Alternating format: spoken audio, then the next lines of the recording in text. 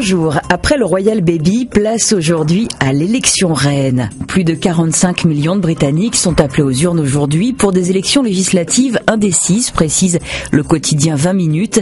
Et le scrutin s'annonce risqué pour le Premier ministre conservateur David Cameron, nous explique Le Monde, car il est au coude à coude avec le travailliste Ed Miliband. Pour le vainqueur, il va falloir composer avec les petits partis pour s'assurer une majorité. Et plus dur encore, il va falloir convaincre un pays qui connaît de très fortes inégalités, complète la Croix.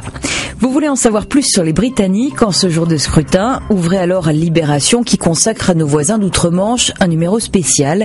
Le ton est donné en première page avec ce chapeau melon aux couleurs britanniques et le premier dossier est consacré bien sûr aux élections.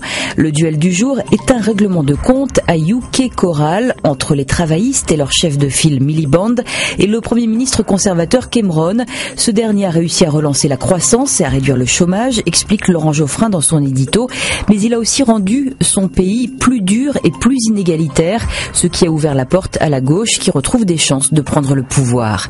Un pays plus inégalitaire et l'amertume d'une partie de la population. Exemple concret à lire plus loin avec ce portrait de la station balnéaire de Clacton-on-Sea, ancien lieu de villégiature des ouvriers des années 60. C'est un de ces endroits où échouent les pauvres, les marginaux poussés hors de Londres par la crise. Il y a du racisme, du chômage, de l'ennui, des mères trop jeunes et un ressentiment fort contre le pouvoir.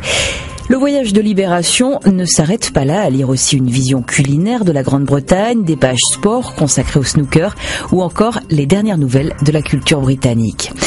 Aujourd'hui en France, ce jeudi a choisi justement de rester en France et d'ouvrir le débat sur le fichage ethnique.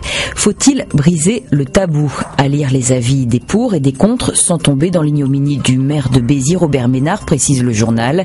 Les partisans voient un moyen d'évaluer les discriminations, mais le risque, rétorque l'ancienne secrétaire d'État Fadela Amara, c'est de remettre en cause le principe républicain d'égalité des droits et d'intégration.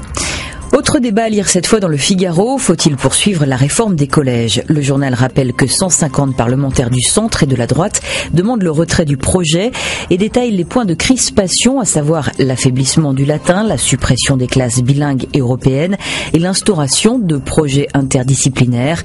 L'éditorialiste Yves Tréhard a choisi son camp, il tire à boulet rouge sur la ministre de l'Éducation.